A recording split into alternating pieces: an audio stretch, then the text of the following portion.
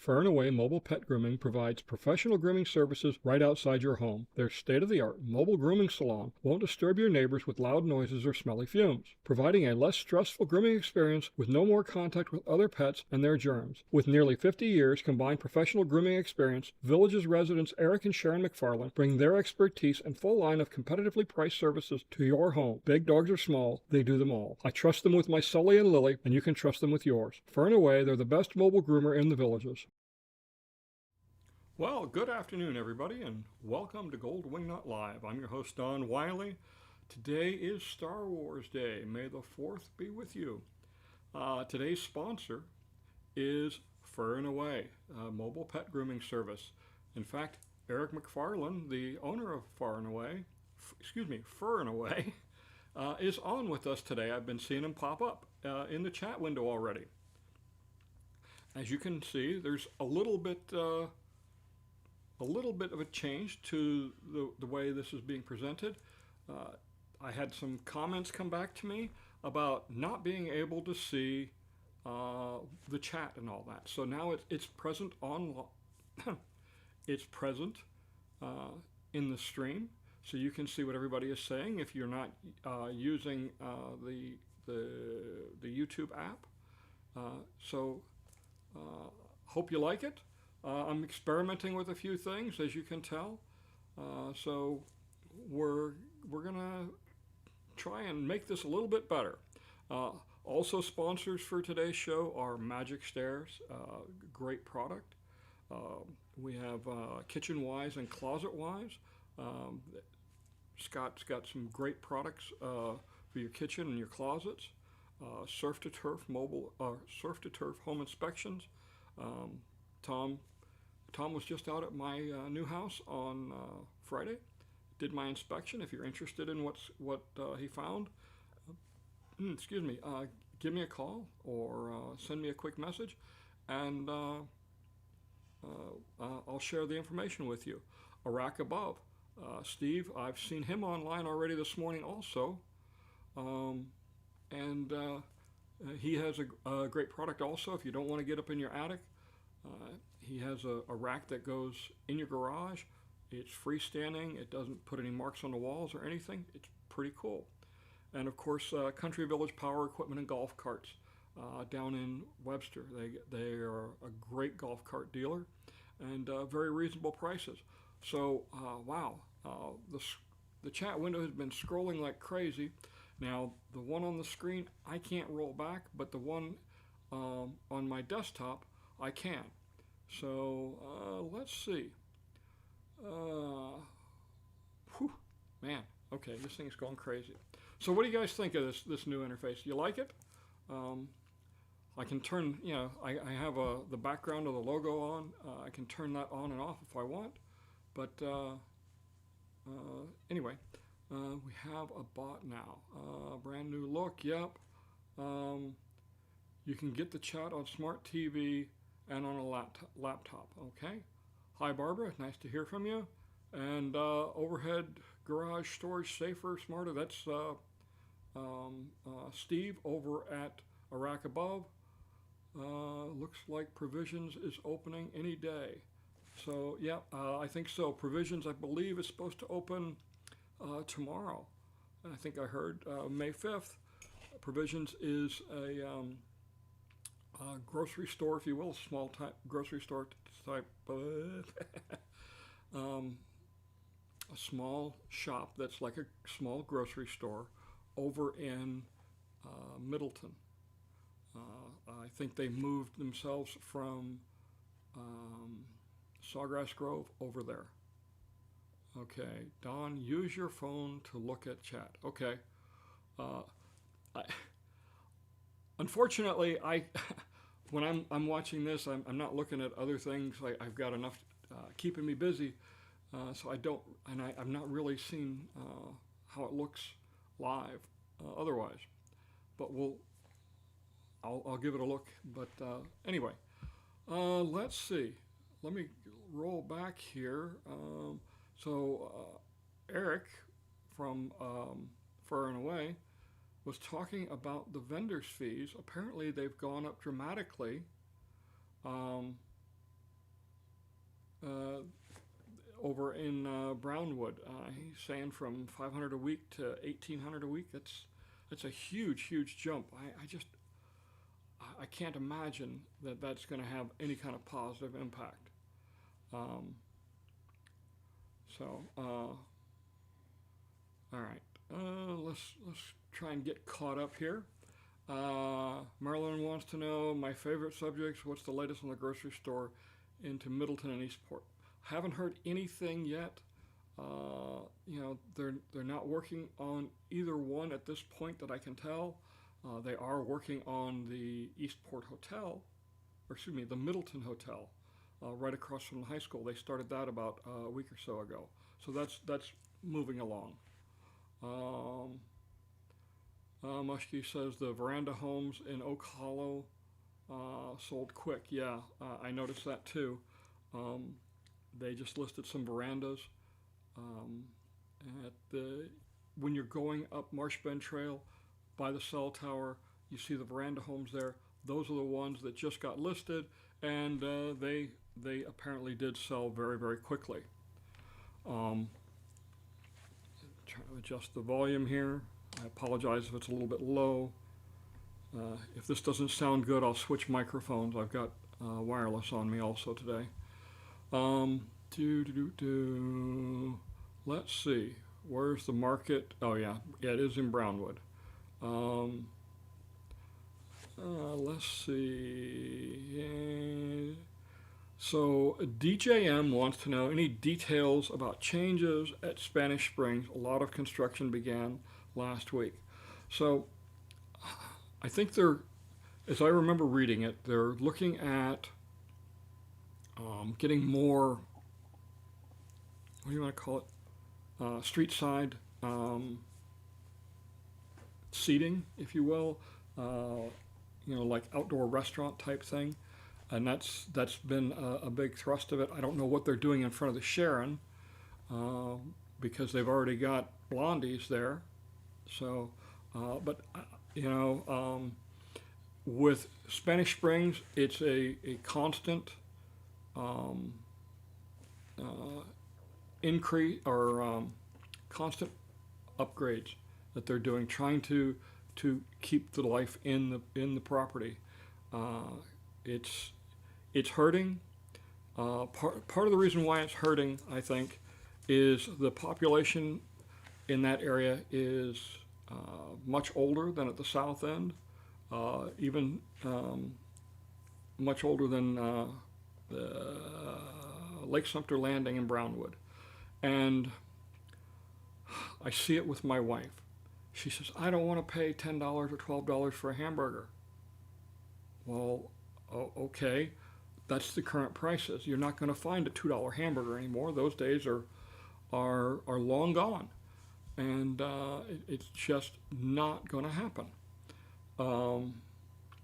Everything has gone up in price. It's insane, I know, but it is what it is.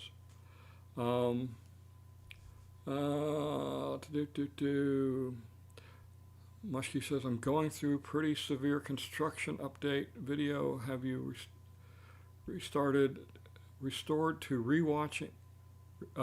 Have resorted to rewatching from the beginning again.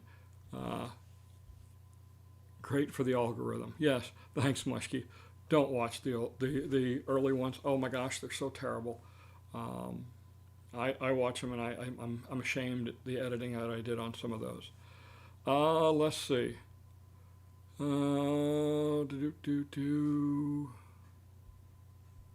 Jerry Bell says, do you mean the drone issue, Becky?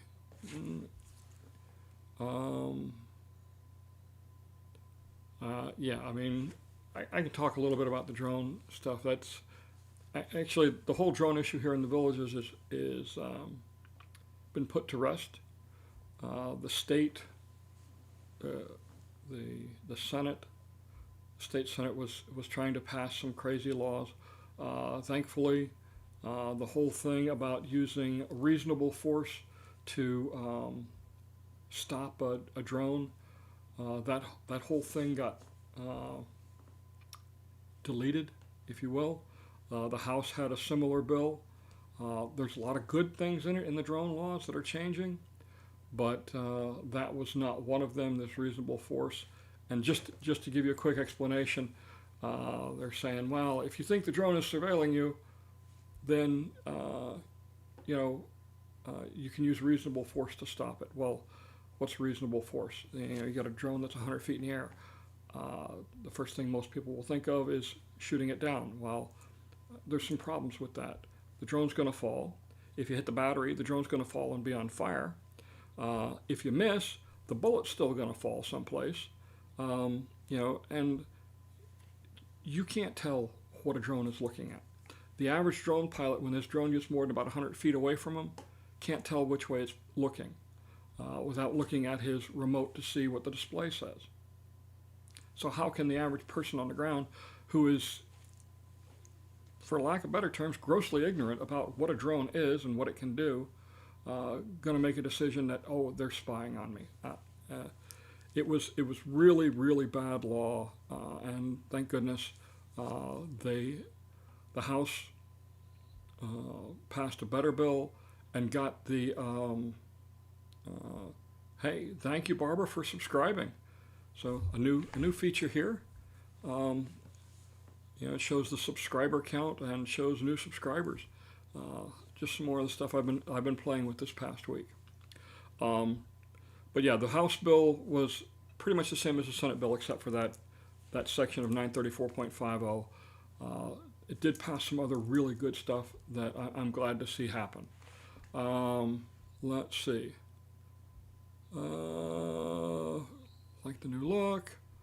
We have a bot now. Yeah, Screen Elements is the bot that's creating the text overlay on the left-hand side of the screen, as well as the stuff on the bottom, right below my picture. And it's an interesting tool. I'm still playing with it, trying to work the bugs out, but it looks pretty good from what I can see so far. You can get the chat on a smart TV and put it on a laptop. Okay. Hi, Barbara. Looks like I think we're just about caught up. The background is better with your your background is better than your bedroom. Well, thanks, Jerry. I appreciate it. That was Studio A. Today I am actually in Studio B, which is my wife's house, because tonight's dinner is going to take a little longer to cook on the grill. So as soon as I get off the air, I'm jumping in front of the grill and going to make it happen. Let's see. But I can even turn that off. Watch this. This is pretty cool stuff. I mean, I'm learning. The more I work with this, the better I like the features. As you can see, there's my messy desks and everything that's going on. But let's go back to putting that back on there. There we go. All right, I like that better. Let's see. Oh, all right. Oh, Victoria, thank you so much. I appreciate it. Another new feature. It shows the people who are contributing to the super chat. It stays on the screen. All right. Let's see. I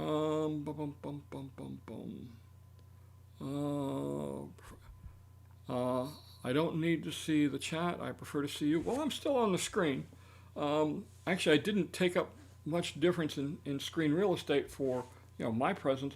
I just trimmed the edges down so it's not quite as wide. I just made it square to make room for the chat on the left-hand side.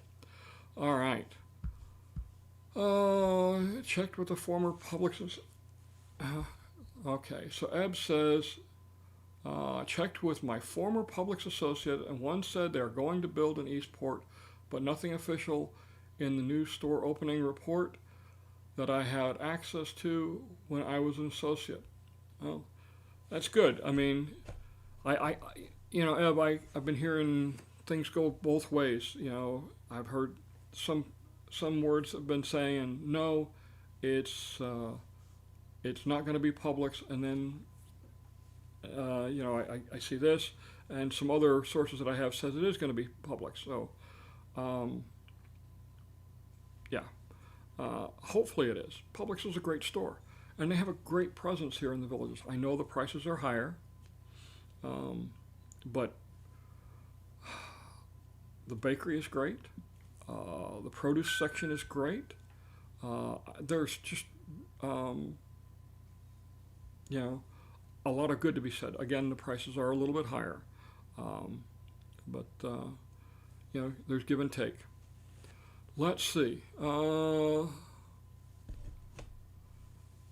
Mushkey says, I think the vendor was not telling the truth, trying to justify high prices or scare off other vendors. Okay, possibly. So Barbara says, we hope to build. What are the associated costs to build other than the price of the home, lot, and bond? We know about the amenity fees and CDD, but are concerned about hidden fees. So, Barbara, there's no hidden fees. I mean, the bond is put out there. It's the amenity fee is put out there. It's all it's all in your closing documents. So there's the bond, the amenity fee, and there's a maintenance assessment. Consider a maintenance assessment basically like a city property tax. It's not based on a millage rate or an ad valorem rate. It's based on a calculation method. If you want to learn about these, Barbara, go to my YouTube channel, and you'll see some. There's a set of videos there. Go to the playlist for Villages information, and there's one on the bond, one on the maintenance assessment, and two on the amenity fees that explain all of those. Other than that, there are no hidden fees, really. Some people don't read the fine print. That doesn't make them hidden. That just, people get wrapped up in the excitement of buying a house and don't bother reading what they're signing. Chris, closing cost. Yeah, well, you always got closing cost.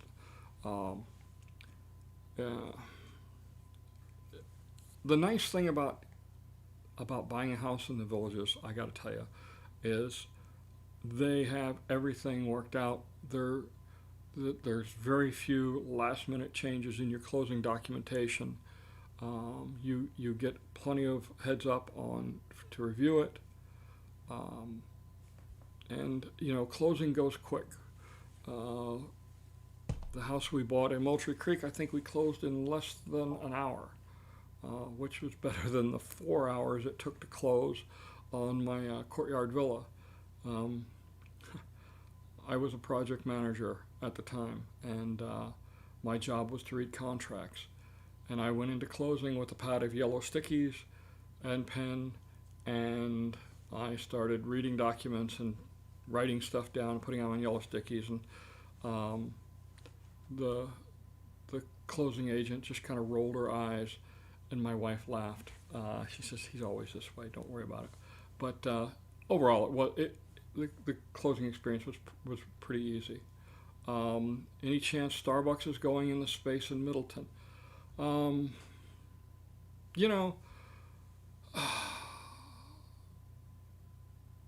mean, there's a possibility. It looks like a Starbucks. It really does. But I haven't seen anything. The last time I went by there, which was 3 days ago, still no work on the interior. The exterior is built out, but the interior is not. I don't know what's going to happen with that. Cost. So Mushkey says, yeah, the developer is upfront and detailed on all cost. That's funny because I think that was the first building ready to be open in Middleton, and it's still not open. Yeah, you're right. Terry wants to know, I'm not sure if this has been addressed. Are there plans to place reflective markers on the Marsh Bend multimodal trail between Well Point and Central Parkway? Wow. Good question. I have my list of show notes here for stuff I wanted to talk about. So let's talk about RPMs. roadway pavement markers. Um, yeah. My phone is going crazy, or my watch is going crazy. Roadway pavement markers, that's going to be up to the individual CDD.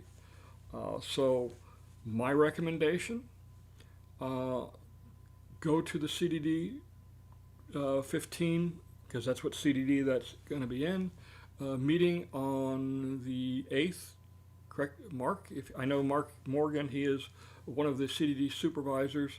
Let us know, Mark, what time the meeting is for CDD 15. Where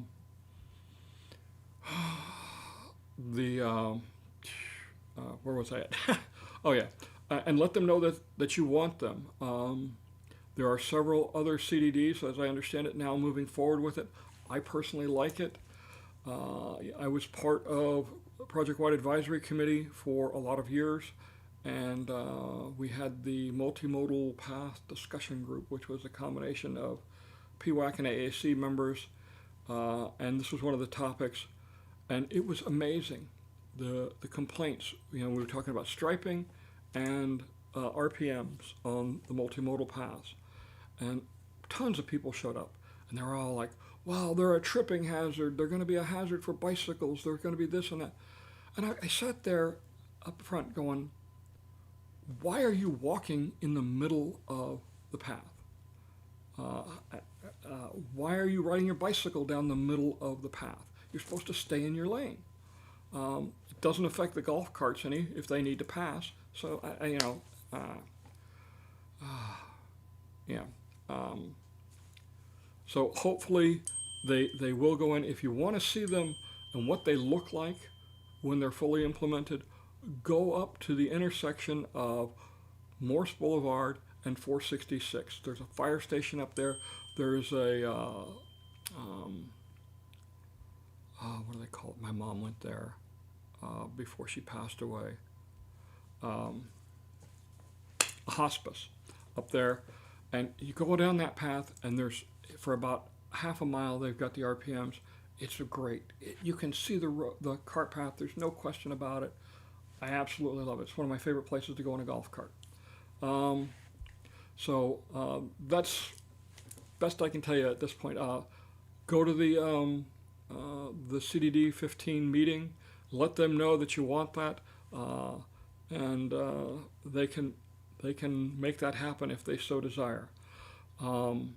I think it's needed. It can get very dark along that roadway. All right, let's see. Again, that's the 8th is the meeting, and I don't remember the time. Jerry says, could be a staffing issue. Okay, wait a minute here. So Chris is saying, Jerry, could be a staffing issue. Sometimes the lobby closes at the Starbucks on 466A. Maybe not enough people in the area yet. I'll tell you what, if you go over to Victory Family Sports Grill, there are plenty of people there all the time. I got done flying the other afternoon, and it was, jeepers. What time was it? It was about 2 o'clock. I stopped in to have a beer because I'm done flying. I can go have a beer. Can't drink a beer and then go fly. That's not allowed. But the place was packed, absolutely packed, and I went there Saturday morning.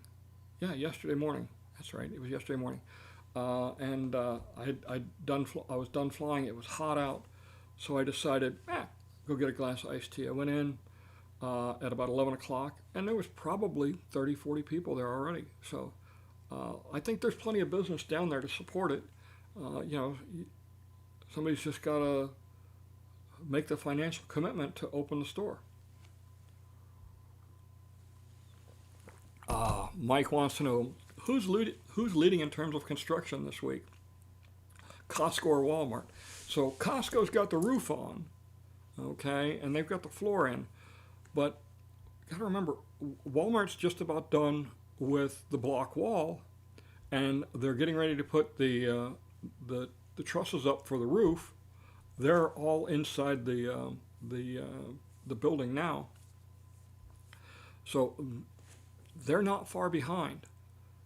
But remember, they started 2 months later, and they're almost caught up. So I think Walmart's going to beat them, even though it's a bigger store. All right. So it looks like we're caught up on the comments. That's great. Let's see. Here we go. Here's one from Victoria. How does the villages determine how many of each style homes go into a new village? For example, verandas. Victoria, they have this Ouija board, and they move it around. I have no idea. It's a fairly, in the past, it's been a fairly consistent percentage. For example, when you look at the area north of the Turnpike, about 25% of the homes were courtyard villas and patio villas, and about 5% were premier homes, and the rest were designer homes. Obviously, with the introduction of the verandas, that changes the equation a little bit. They are very popular because of the fenced-in yards. Okay, pets and privacy are the big things that always sold courtyard villas, and now they're selling verandas like crazy too. As we talked about at the beginning of the show, the new sets of verandas in Unit 192, they sold very quickly. It's 190 or 192. So there's a big push for those. But as far as do they have some magic equation? I don't know. I really don't. They added some new variable with this new courtyard villa design of a a garden villa.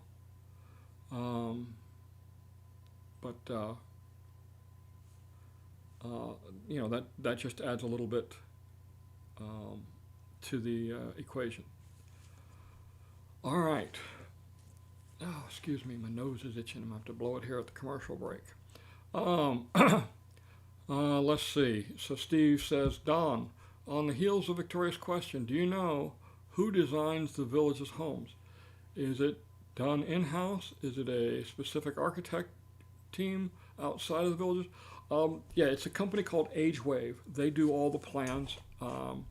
Obviously, the village's developer has a lot of say in what they want, and then AgeWave does the drawings. So I'm pretty sure that the concepts are done in-house, okay? But the actual drawings and plans are done by AgeWave. And they're a local company. They have a very strong presence here. They understand the county permitting system very well. They're good partners to work with. The county permitting office here is just phenomenal. All right. Mark says CDD 15 board meeting is Thursday, May 8th at 3:30 p.m. Thank you, Mark. I appreciate that update. All right. So I am going to jump away for just half a second to blow my nose. I'll be right back. Far and Away Mobile Pet Grooming provides professional grooming services right outside your home. Their state-of-the-art mobile grooming salon won't disturb your neighbors with loud noises or smelly fumes, providing a less stressful grooming experience with no more contact with other pets and their germs. With nearly 50 years combined professional grooming experience, Village's residents Eric and Sharon McFarland bring their expertise and full line of competitively priced services to your home. Big dogs or small, they do them all. I trust them with my Sully and Lily, and you can trust them with yours. Far and Away, they're the best mobile groomer in the Villages. All right, I'm back. Okay. Let's see. Where are we at here? That's interesting. There we go. Let's see. Mark just said that. Okay, we got some more coming in. So, Gus says Costco is building a warehouse, Walmart a full store. Walmart is will slow down when they get to fit it out. I just drove by Costco this morning, and the walls are starting to go up fast. Yeah, they're doing a. The volume is low. Okay, well I can add a little bit to it by doing that. That's going to turn on the other microphone. Hope that helps. Also, don't forget there are volume controls on the actual YouTube broadcast. You can make adjustments with those. Um, but yeah, I expected the walls to be going up there. I guess I'm assuming they're metal walls because they just built a stem wall and they put the framing up for the other walls. Yeah, it's going to be interesting. I got an email from somebody or a message. Let me see if I can find it. Questions. Oh, let me find the.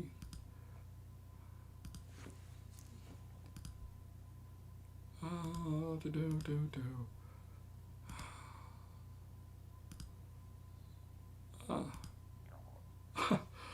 Some days, no matter how hard you try, you can't find something. Anyway, I got a message today that somebody who has some inside connections with Costco, they're saying like August 6th or August 8th it's supposed to open. So that doesn't sound too far off.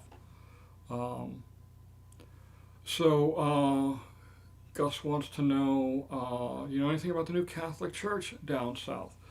So I do know a little bit. Mark Morgan is involved with that. He shared some information with me. The church is going to be where they had they built a bandstand a couple of years ago, and they had some concerts and all that when they were trying to sell the property. But it's just south of oh my gosh, what the heck is it? Oh my gosh. Anyway, it's right across. I'm drawing a blank here, folks. Sorry about that. Begins with an M. Monarch Grove. It's just across from Monarch Grove, just north of the new apartment rental homes that are there on Marsh Bend Trail. Unfortunately, it doesn't look like they're going to have golf cart accessibility.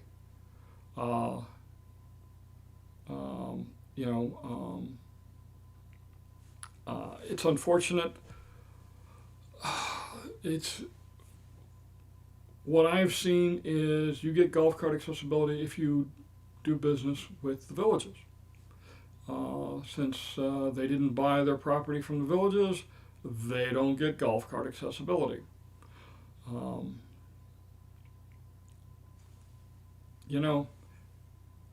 look at it this way: it's a church. It's not a porno palace. It's not a gas station. It's a church. I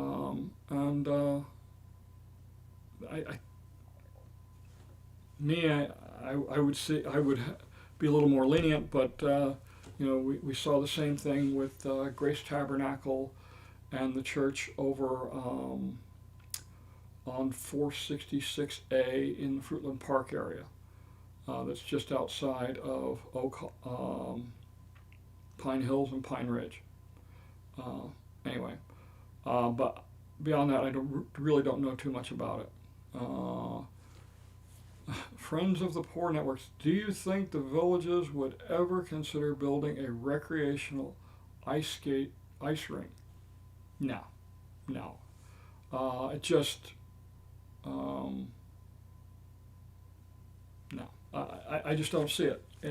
It's a huge expense, and I just, you know, I can't see it going to be getting that much usage. Ed wants to know, just to be a pest, next video. All right. So all the footage is shot, and I started doing the maps this morning. The maps is normally the first thing I do for those particular cuts, and each one of those maps, it might be a 2.5 minute segment, but the map will take me 30 to 45 minutes to do. So it, 8 or 10 maps, it can add up in time. It's a process, but sometime this week is what I'm targeting for. Let's see. Seems like the Villages loves to build the dove, kingfisher, mockingbird, and oriole models. They had more of a variety of models above the turnpike. I see, honestly, I've seen a bigger variety of models, a lot of newer models, Tony, or Walter. Those are, the dove, the kingfisher, the mockingbird. Those are very popular models, and they're going to build what people are looking for.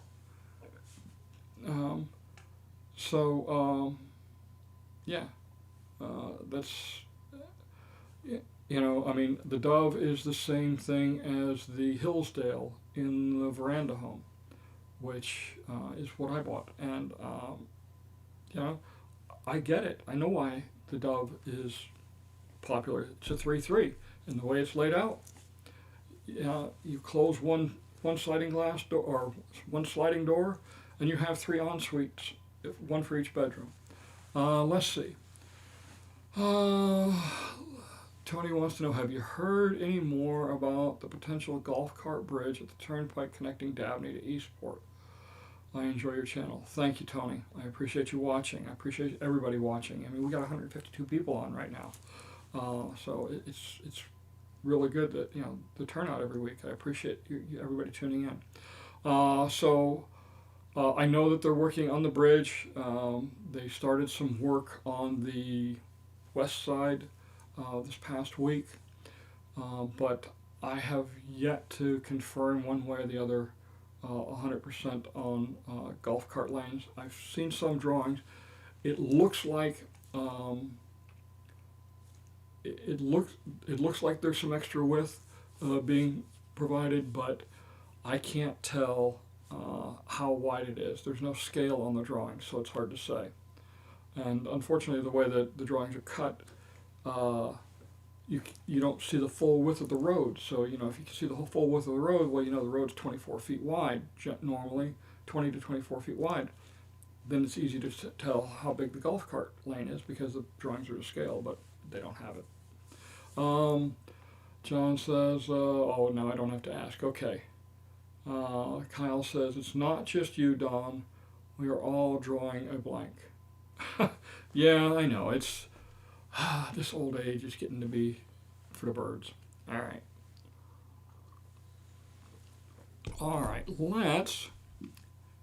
We're going to answer some questions that have come up. This is Megan. She says, when do you predict the next all-premier neighborhood, like the Enclave, will come available in the Villages? Do you think the new Lakeview neighborhood will be a mix of designer and premiums? Thank you for all you do. So, yeah, I think you're going to see designers and premiums. We've got a lot of large lots laid out in Lakeview. As far as a, what do you call it? A dedicated premier neighborhood.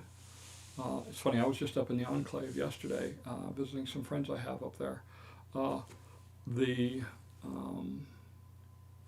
I've been looking at some of the documents for CDD 16. I don't see anything going in 15 and 16.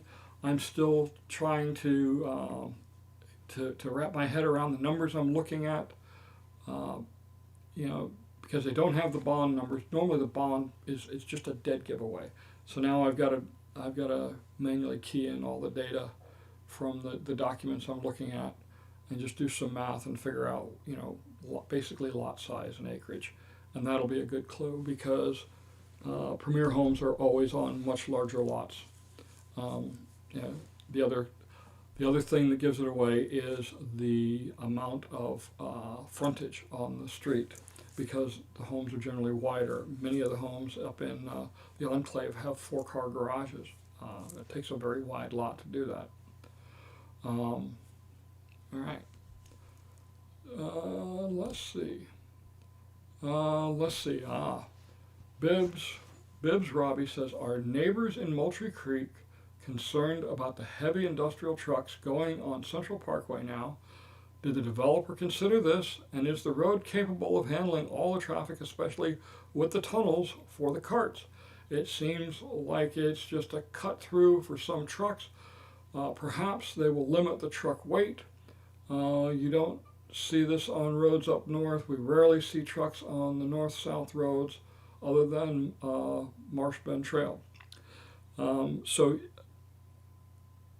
Central Parkway was designed for that traffic load. It's a 4-lane road. The county is now going to widen the rest from Central Parkway all the way to 301. We're in the early stages of that project.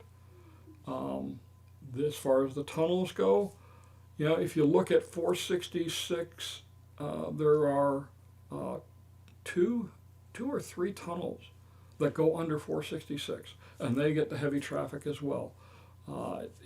There's nothing to worry about with the safety of these golf cart multimodal tunnels. They're designed to handle the load. It's not a big issue. As far as a cut through, 470 has always been a cut through, because there is no way to get from northbound I-75 to the southbound Turnpike. That interchange up there doesn't support it. So there's always been a lot of traffic that way. It also cuts quite a bit of driving off of,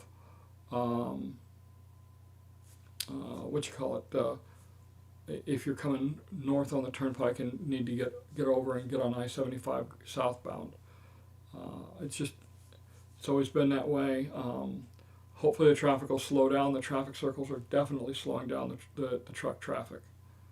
All right, so we got some, let's go back to this so I can see the screen. Let's see, Plutaloo says, so snowbirds turn off their water heaters and their water supply when they return up north. What about the northern homes? Do they turn off their water heaters during the winter? Freezing pipes concern. Man, you're reaching out to the wrong guy on that one. I'm a full-timer here, and I wouldn't. I don't believe anybody turns off their water in the house. Hot water heater, absolutely. No sense running that. But you want the water to be available, especially if you have somebody doing, home watch or checking on your house, because you want them to flush the toilets, once a week, every other week, whatever. And you have to run water in all the sinks to make sure that the traps stay full. Some people put plastic over them to seal them up. Again, you want to keep those water traps filled with water, so turning off the water is not a good plan. As far as up north, I've lived up north. I can remember not turning on my heat tapes on my pipes, and had some pipes freeze up underneath my house. That was not a lot of fun. Anyway, so let's see. Seen large car hauler semis on McNeil also, or McNeil 2, using cut through, I guess. So I will tell you, Walter, we see a lot of car haulers this time of year, and we'll also see a lot of them come October time frame. Many of the seasonal residents will ship their vehicles back up north to wherever home might be, and they use these car haulers, and that's always a good sign as to whether the seasonal residents, snowbirds if you will, are coming or going. The other clue is look for the love bugs. When the love bugs come, that's when the snowbirds move out, either back because those love bugs come in May and September, just like the snowbirds. Okay, let's go back here and we're going to go to the next question. Oh, I always love this one.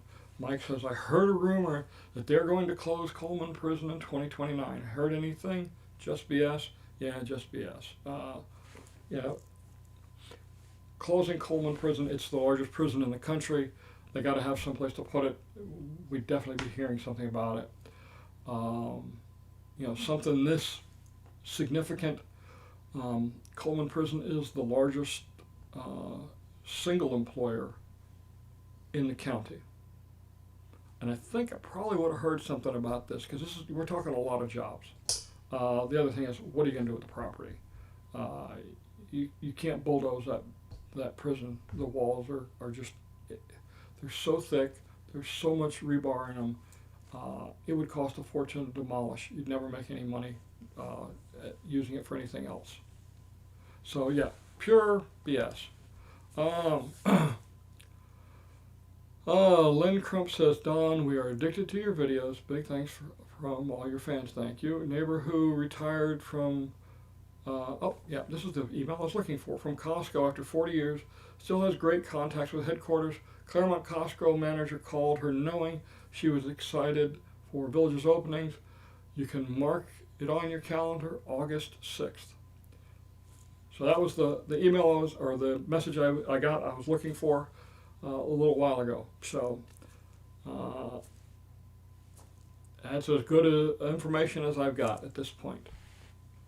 Something like that. That carries a little bit better weight than, my sister-in-law's ex-husband's barber's girlfriend works as a cashier at the Costco down in Tampa or whatever. We get those all the time. All right. All right. What time is it? Wow. We're cruising right along. That new 7-Eleven at the corner of 301 and Warm Springs, which is coming up quick, will be a huge help to the one already at Magnolia Plaza. All the trucks from the businesses up and down 301, T&D for example, will probably shift to that one instead. It gets kind of dangerous and overcrowded at the current one. Yes, I agree. And there is a definite need for an additional gas station or more, and I think that one is going to be a big help. Remember though, it's not going to be golf cart accessible. There's no way to cross in that area to cross over Warm Springs. So it's just going to be for cars. Just like Dunkin' Donuts is not golf cart accessible. I say that, and I know every time I go by there, there's a golf cart parked out in front. It's unbelievable.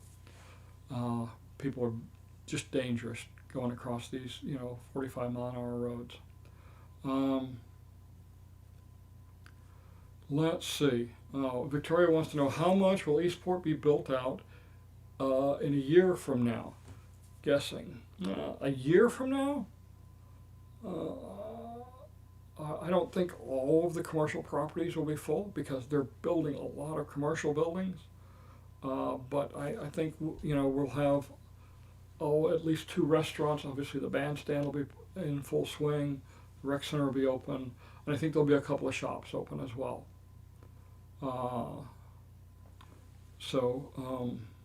Yeah.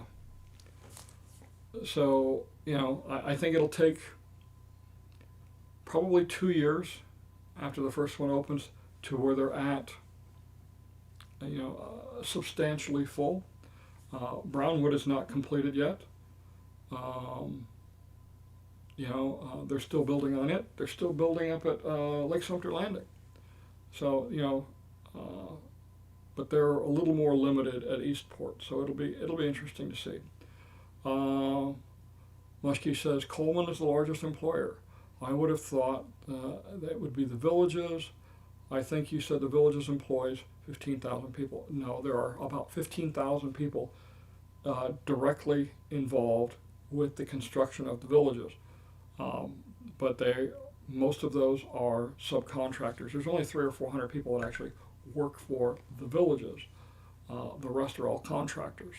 But Coleman Prison is a single entity, and it has a huge staff. I think it was somewhere in the neighborhood of 1,200 people that are employed there. It's a pretty significant employer. All right, let's go to the next question. Oh, this was a great one, and you can see my response here. Don, at Darlin's, there's a chocolate dream, a brownie, a chocoholic's dream, a brownie called a brookie. It weighs about 74 pounds. On the bottom is it's supposed to be like thick brownie, and the top is chocolate chip cookie brownie. It will change your life. And my response was, yeah, I've been tempted by that mountain of sin and failed in my resistance. I received my penance when I confessed my sins on the scale. It takes about 20 to 25 miles to walk off of Brookie, but it's so worth the walk. Yeah, I had one of those. Estelle, the owner of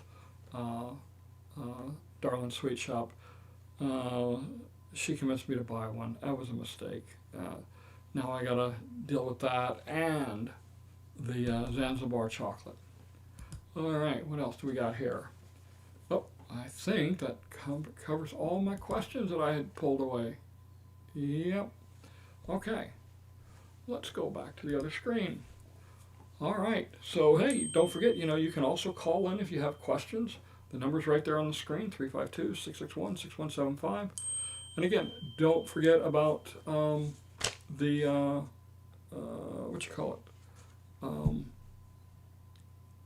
here we go. I forgot what I was going to say. Whoa, I'm running well today.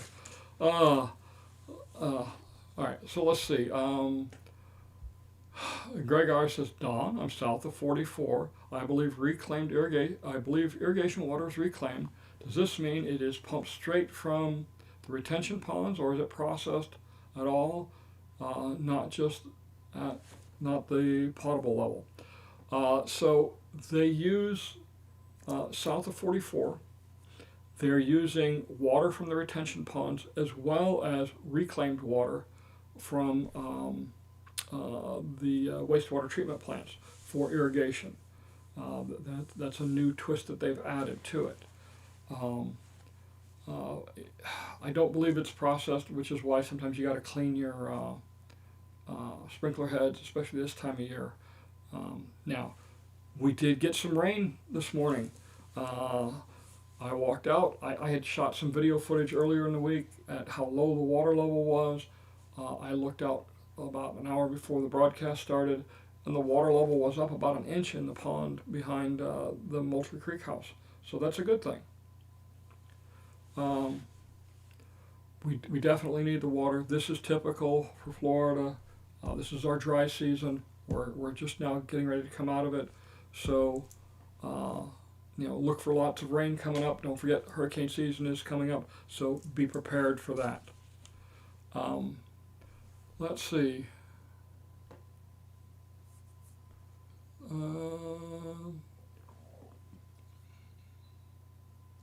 Oh, okay. Sorry, Walter. And it says, Walter says, do you know if any of the gas stations around the villages charge you for using a credit card versus cash? Yes, they have different prices. It is, it's a few cents more. Every gas station is like that because of the credit card fee. Let's see. I'm trying to pay attention. All right. What's going on the grill? Tonight it is a pork roast. Debbie got a nice pork roast, and I'm looking forward to it. I'm a pork fan. We had sausage for breakfast.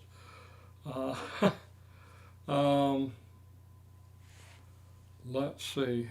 Steve wants to know, I may be late to the party. What is the large complex that is on the south side of Warm Springs on Megacin? That is the Encompass Rehab Hospital that's being built.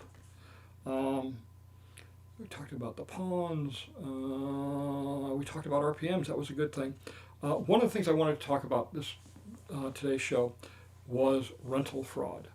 I've been talking with Karen Zemus of Rent from a Villager. She has a great service. She's one of my sponsors on my other videos, but she is very concerned about some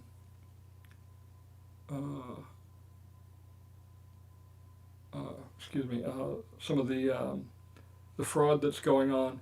So, bottom line, if you're on Facebook and you are looking to rent a house here in the Villages, okay, do not do it through Facebook. Go to a reputable website. Okay, there are several reputable websites here. But don't use the links that are in the Facebook messages. They're going through and they're spoofing the websites. They're capturing data off of it, images and rental information, and it's turned into a major scam problem. So yes, you might be able to find information on Facebook, but do not rent through Facebook. Go to a reputable site.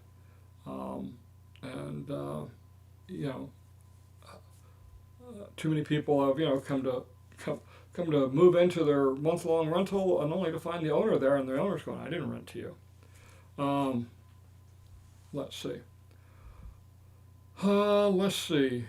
From Google, Sumter County School District is the largest public employer in Sumter County, Florida. Okay. All right. Okay, my information could be out of date. I apologize. John says, do you feel it's a good idea to insulate your garage door and attic above it if you are west facing? Interesting question. I don't think it's gonna, it doesn't make that much of a difference. If you're air conditioning your garage, absolutely. But, insulation slows the rate of heat transfer. That's all it does. It doesn't stop it, it just slows it. Eventually the temperatures will equalize. So there you go. And attic fans, so you have vents, you have ridge vents and rooftop vents as well as vented soffits. So there is a natural airflow going through there. I know some people put in solar powered fans and they say they help. Are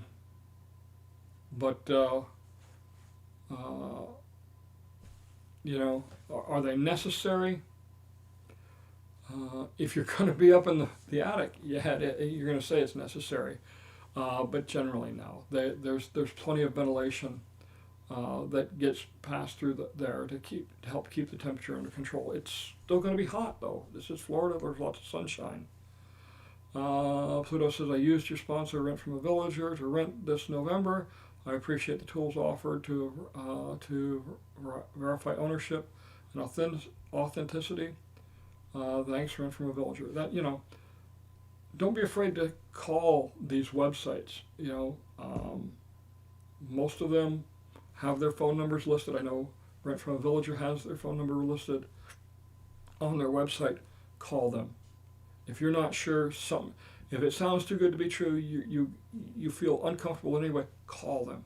They're really good people running these. Let's see. Wow.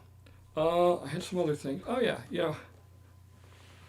I this last week I've listened to people saying, "Oh, we need more shopping down in the South End, and I can't wait for Costco," so on and so forth. And at the same time, I also hear, "Oh, the traffic." Well, wait. If you want,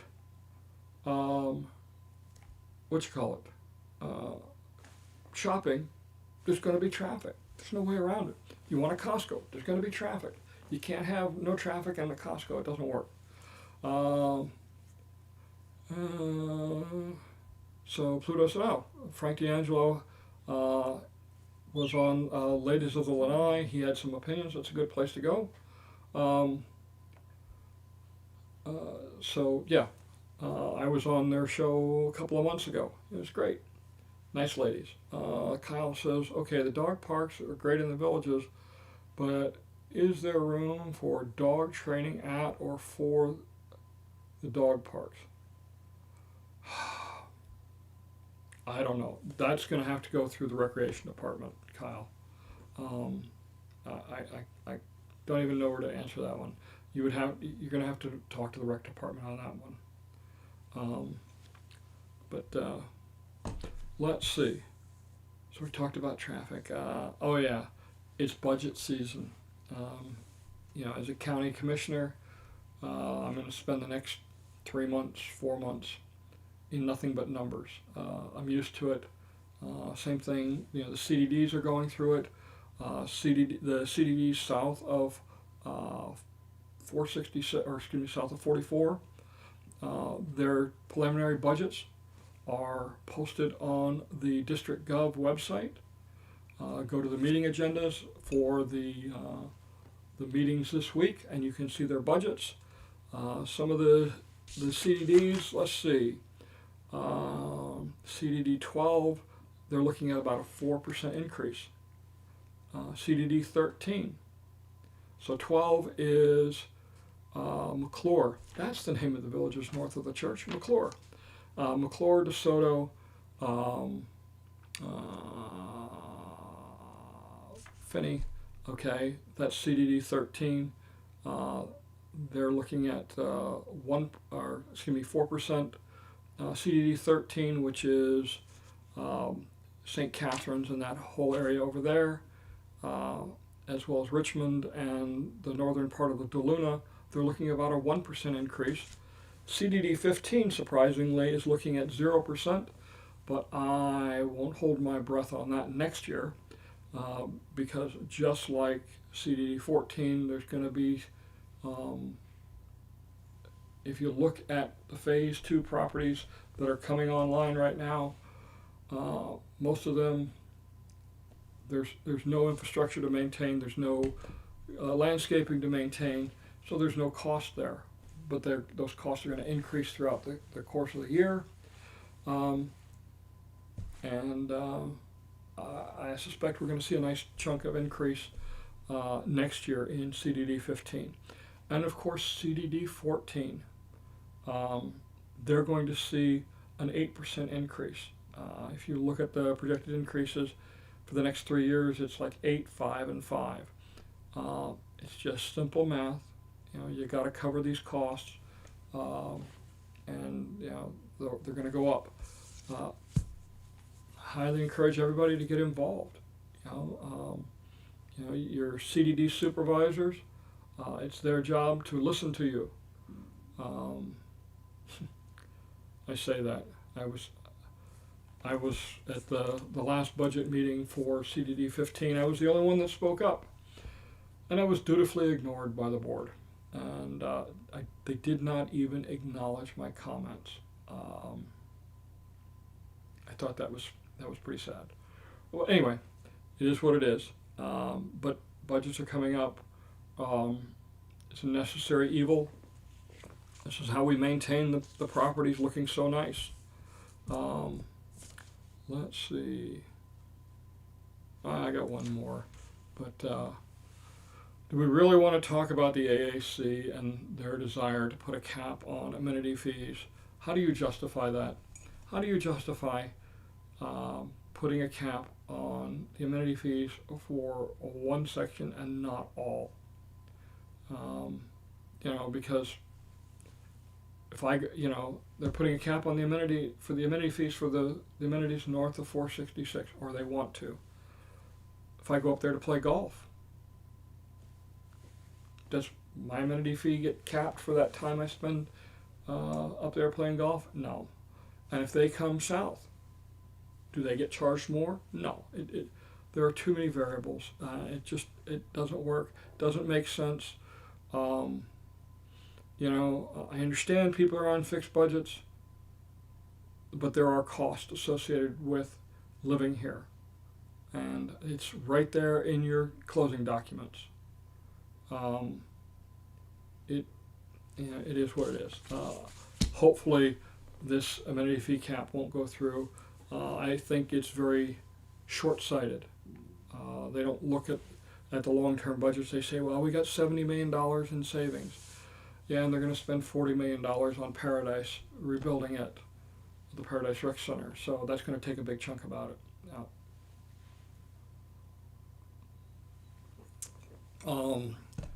Muskie, you can, at the AAC meeting coming up next week, there is an AAC meeting, and I read someplace, I read on some pseudo-news site that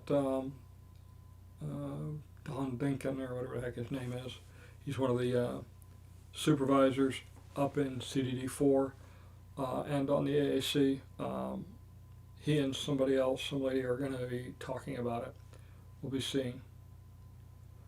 Yeah, we are all on fixed incomes. Guess what? So, everything, the cost of everything continues to go up. All right. Caveman says, I really like the new branding on for your company, but you are now going to need to replace your wardrobe. Yeah, it's not the first time I've heard that. The old, here it is. The old logos are on that. You know, the problem is I got about 20 of these shirts. Ouch. Big investment. But yeah, I'm starting. I'm going to start. All right. We got some more comments coming in. All right. The Villages is not a socialist nanny state that promised we could afford to live here forever. Yep, you're right. I like the yellow shirt with the gold Wingnut media logo in the background. Looks very nice. Thank you. Any insight on when the developer is going to host another evening with the developer event? No, I don't. In fact, I'm probably going to reach out to Peter Russell, either him or one of the area leaders for the VHA, and see when it's going to be. It's normally done in May. I'm surprised we haven't heard anything about it yet. It's generally a pretty good time, very insightful, good information. It's been changing over a few years. They have been trying to blame it on the drone pilots sharing too much information, stealing their thunder. Their thunder to share. Anyway, what time is it? It's about 7 after. I've got a roast that needs to be cooked. Oh, something's coming through. So I got 2 different displays, and there's a slight lag between the 2 displays. Here we go.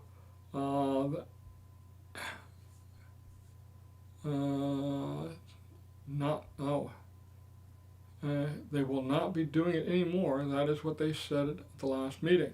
Oh, wow. So that's interesting. That's a shame. It was always a good time. Anyway, folks, it is getting that time, and again, I got a roast to cook on the grill. As always, remember, life is short. Power is fleeting. Physical beauty lasts but a short while.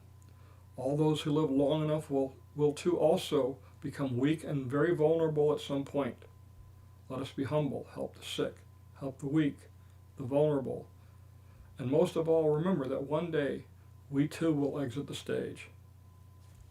I'm Don Wiley. Thanks everybody for watching. We'll see you next week. Look for 156. It should be coming out sometime this week. I'm out of here. Fern Away Mobile Pet Grooming provides professional grooming services right outside your home. Their state-of-the-art mobile grooming salon won't disturb your neighbors with loud noises or smelly fumes, providing a less stressful grooming experience with no more contact with other pets and their germs. With nearly 50 years combined professional grooming experience, Village's residents Eric and Sharon McFarland bring their expertise and full line of competitively priced services to your home. Big dogs or small, they do them all. I trust them with my Sully and Lily, and you can trust them with yours. Fern Away, they're the best mobile groomer in the Villages.